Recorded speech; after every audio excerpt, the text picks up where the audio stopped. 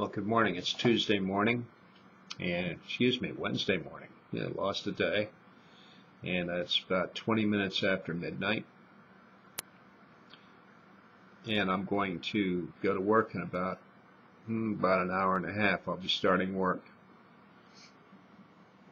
It's quite an interesting thing when you think about how adaptable the human body and the human mind is. The body adapts, I think, quicker than the mind. The mind is constantly trying to figure out what time of day it is, what time zone it is, where it's at, where it isn't, and so forth. It gets kind of wearying and something that I'm not taking into consideration quitting my job, which I will do after this year. After probably sometime toward the end of next year, I will call an end to it. I'm hoping that by that time I'll be able to get something with a little bit steadier hours, and then my brain will act halfway normal. It just goes to show you what happens on the lower end of the stick, on the employment area. When you're stocking these shelves and you're asking people to come in and buy stuff that is made available to them through the logistical and distribution system that makes this country work, you're asking an awful lot of people. You're asking their bodies to give up sleep, to change sleep schedules, to shorten its life, just so you can have a doodad to buy. And as far as I am concerned, the price for that is very high. Now, maybe it's not too high.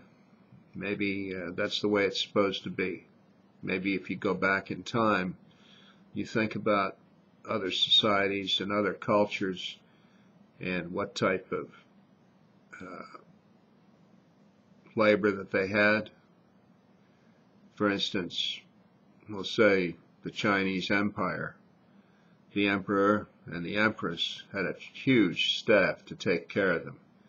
These were thousands of retainers and chamberlains and chancellors and slaves and eunuchs and all sorts of people, all manner of, from top to bottom, spies, bodyguards, well-paid and liveried bodyguards, people hired as experts in their fields. Then you had all of these clothes that they wore, the armor and so forth, that were specially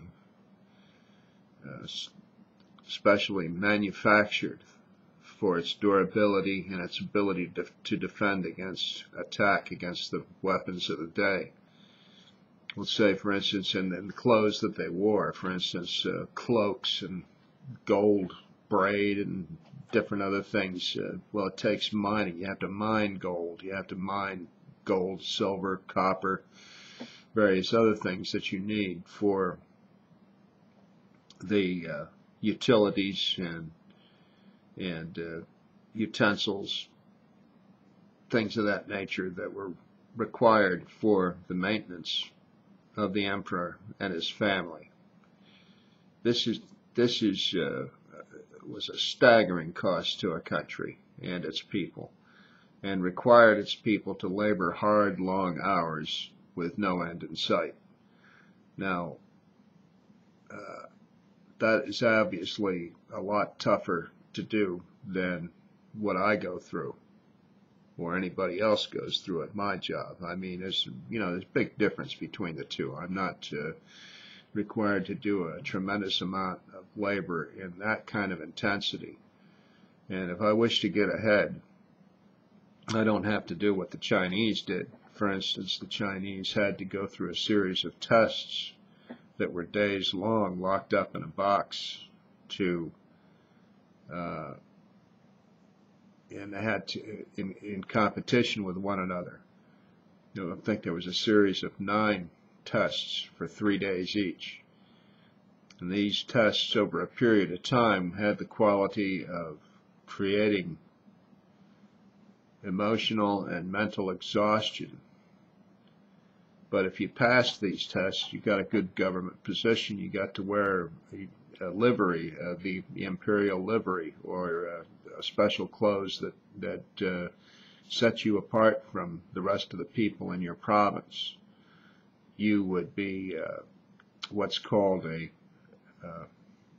imperial scholar, I think is what it was called. I probably don't have the title right, but you would have a body servant. You'd be entitled to a body servant who would be sued on your behalf, say in court, would be punished on your behalf, and be thrown in jail, be whipped on your behalf.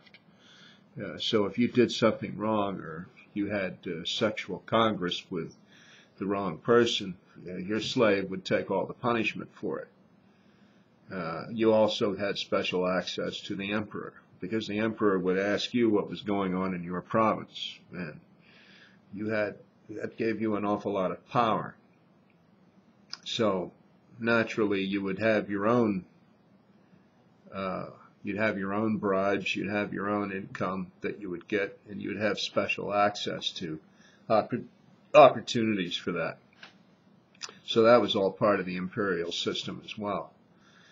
So, take a look at what's going on today in the United States government. I don't care what you say. It's really no different. We have our own empire. We may not call it that. We may wish to call it a participatory democracy.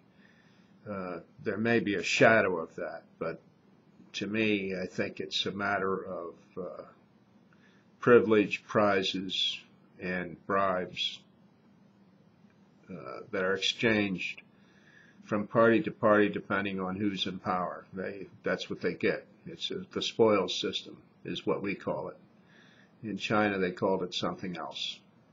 So that's how the world ends, and that's how we go to our grave under this type of system. And I think of it an awful lot.